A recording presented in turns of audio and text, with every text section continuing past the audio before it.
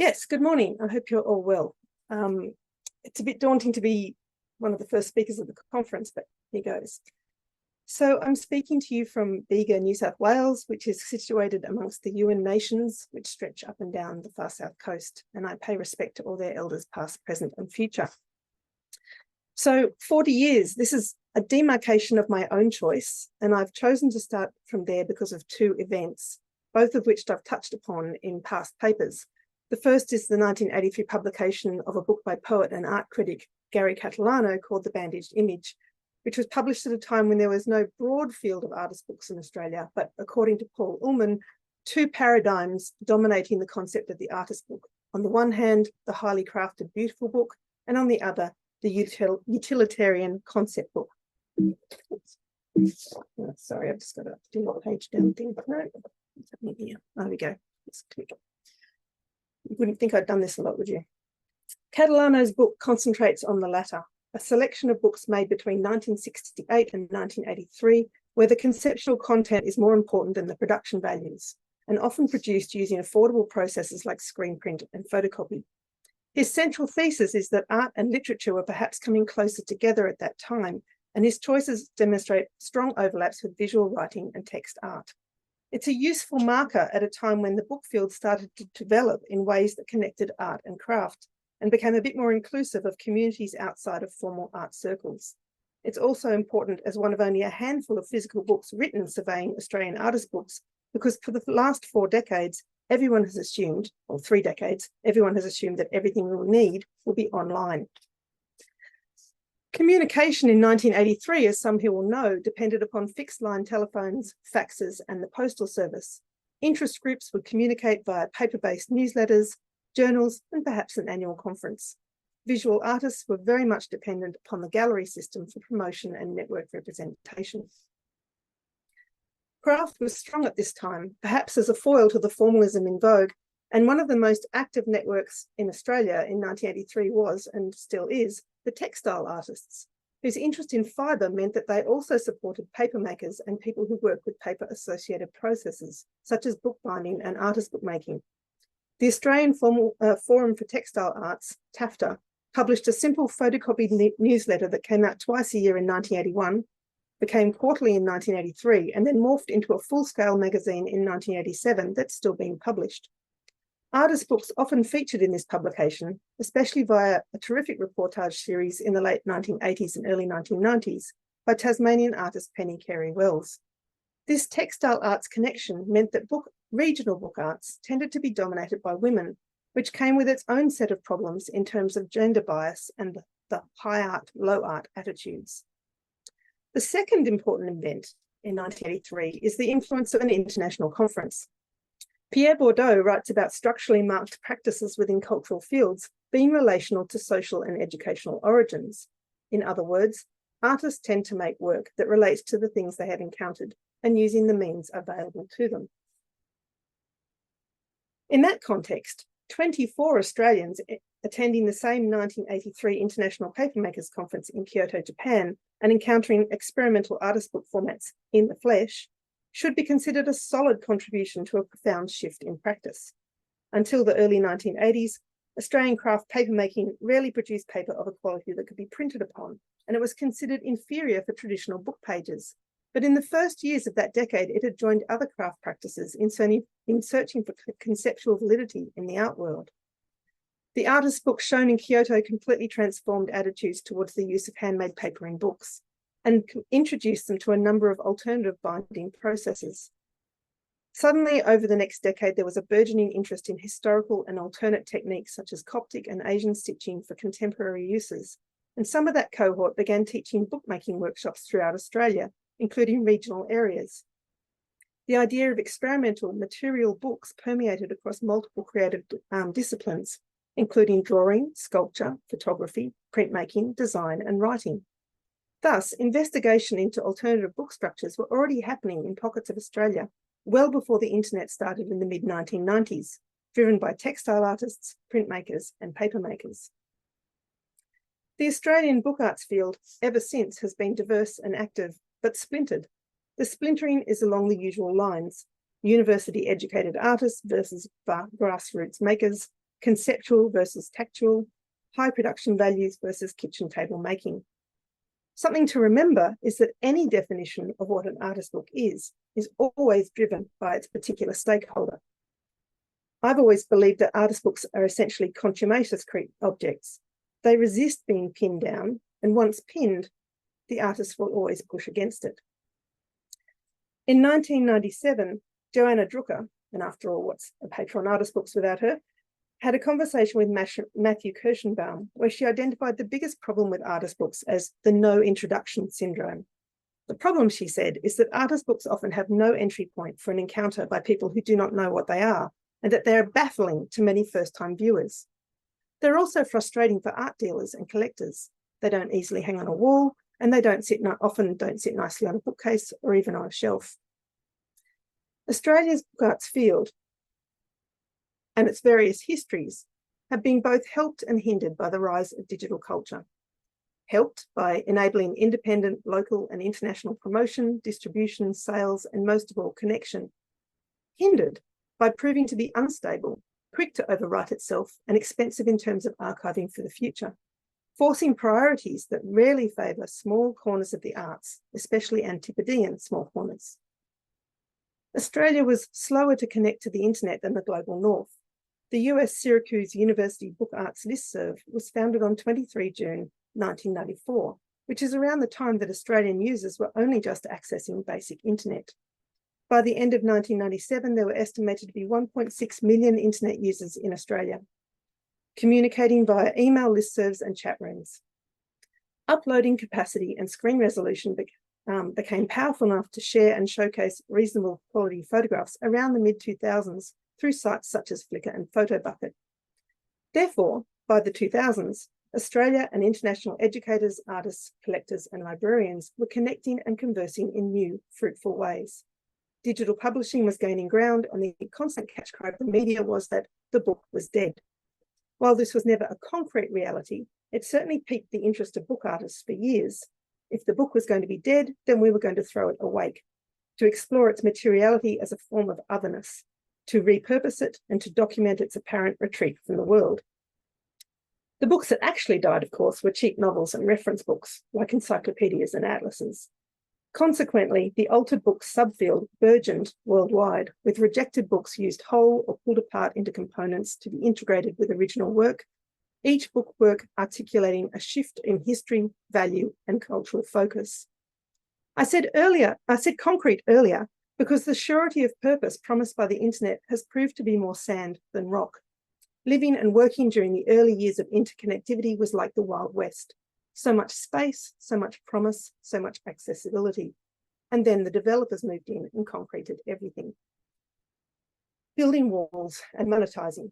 The worst part, though, is the relentless upgrading without providing proper accessible legacy software, which means that a lot of good projects have had to be abandoned, or if lucky, archived with all the hardware needed to access them. And I'm sure many of you will relate to that.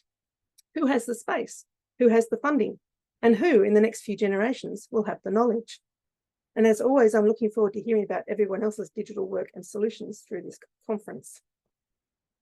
So over the years of my doctoral research, I noticed that many of the bookmark links I had relied on were giving me 404 error messages.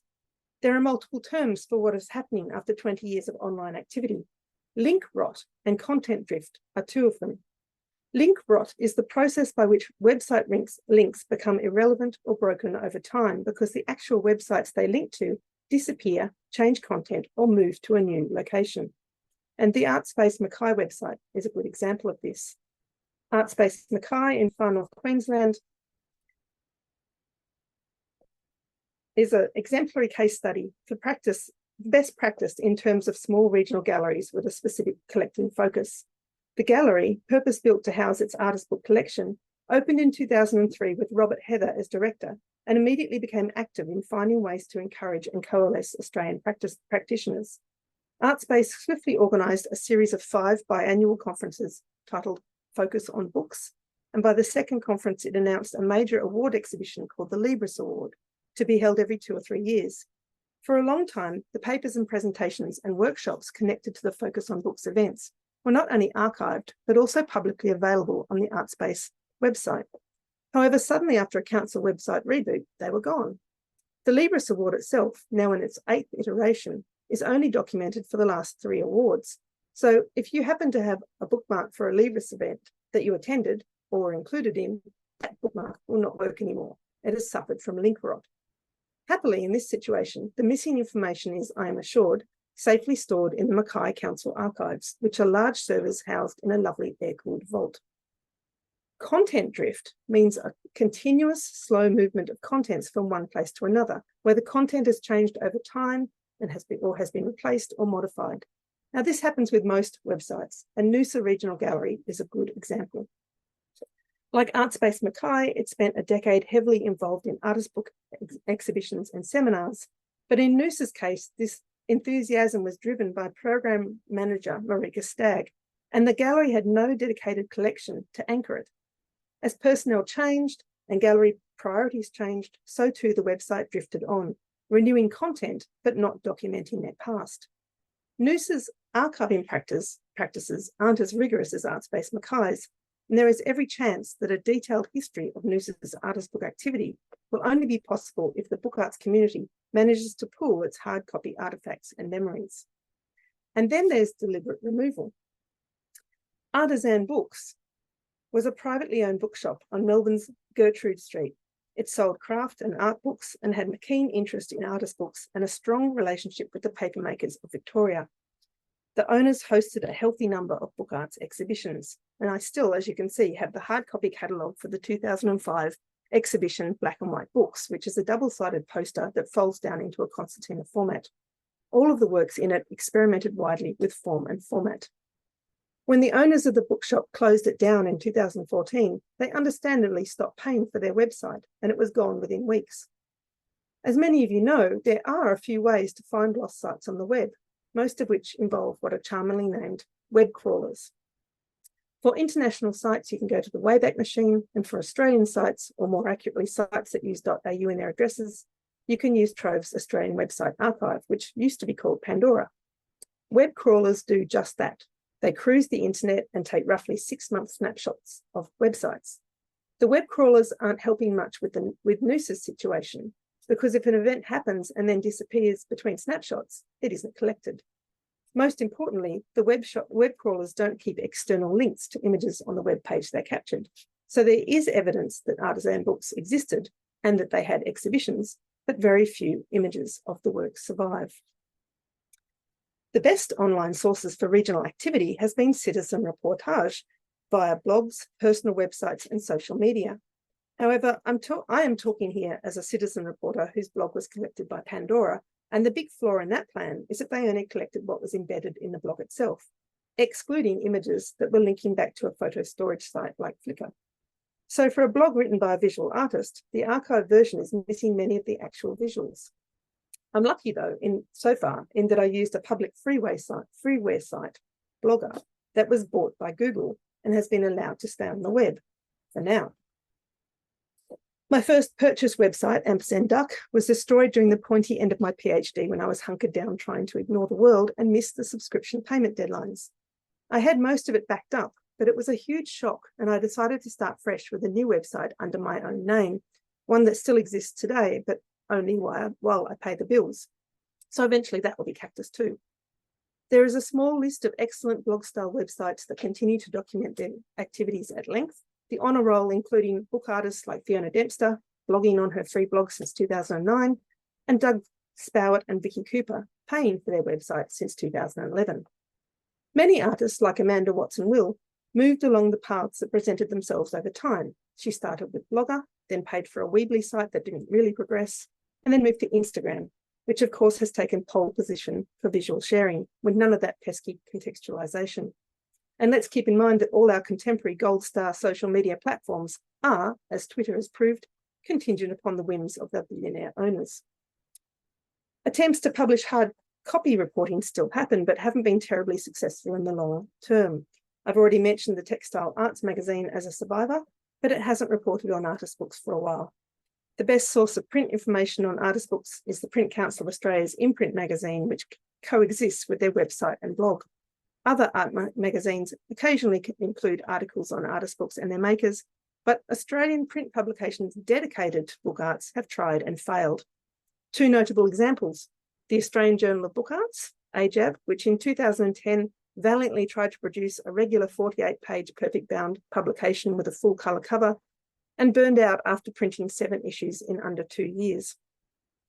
Then there was Alan Loney's post-Codex Australia attempt at a journal that he called Verso, which had beautiful production values, but stopped after 3 issues for a number of reasons.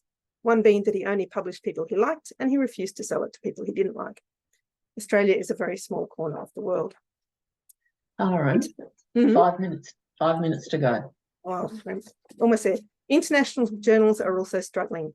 UK's The Blue Notebook, published by Sarah Bodman of the University of West of England's Centre for Print Research, has gone completely to PDF after being a print journal, but at least it's still operational. Openings, an American journal published by the College Book Arts Association, operates purely as open access PDFs.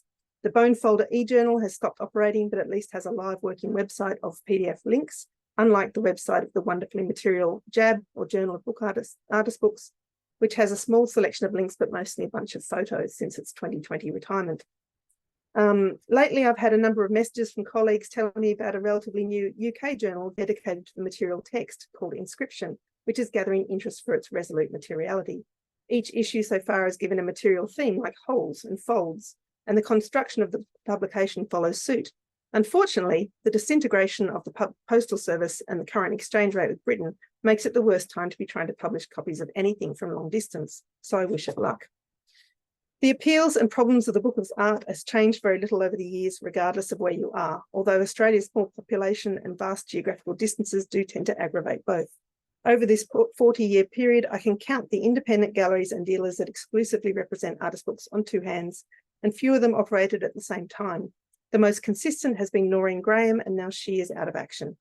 Is it any wonder that book artists look to state and national institutions to collect their work?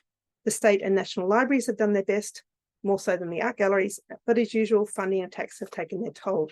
Collecting institutions have increasingly smaller budgets and so have to be less enthusiastic about purchases and also less enthusiastic about donations unless they are accompanied by funds. The current channeling of institutional funds into the maintenance of digital archives and digitizing collections is an echo of the turn of century's plundering of university library operational funding in the name of information services. I was only a student at the time, but we could feel the impact. Hoppers full of journals and books, computers needing to be replaced on an annual or biannual basis, librarians looking stressed and depressed. I see the same expressions now on the faces of art school lecturers. Artspace Mackay is currently trying to encourage a younger generation of book artists by creating a student prize with stage judging over the next 2 years, but it's going to be difficult. Our education institutions have been starved and rationalised by their host universities into bare bones. Many art schools now teach units rather than courses. Now, I know they're technically the same thing, but I'm sure you all know the difference, which means students only come onto campus for classes rather than to sit at a desk and experiment. Trying to negotiate a scholarship project like Artspace Mackay's across semesters and years is hard when you don't know which courses will be running and whether they will involve artist books. There's every chance that most of the contenders will be postgraduates, as they are the only tertiary students with the time to plan such a project over time. In any case, I'm crossing my fingers tightly for the success of the project. I'm aware that I'm coming across as incessantly negative in this paper. It comes from being a young adult at the rise of something so exciting as the internet, and now being on the other side of middle-aged and seeing much of it in decay and being weaponized. Over the years, I've worked as a typesetter for scholarly and other book editions, and I've seen people's hard work disappear when the outcomes are virtual, yet all the physical copies are still on my shelves. As an artist, I've continually tried to document what I could see happening around me as it was happening. Prawn Cocktails was one of my first books about this. Letterpress printed on plastic paper or Tyvek. It captures an era when spam bots would try to get through protective email software by snipping and including chunks of respectable text.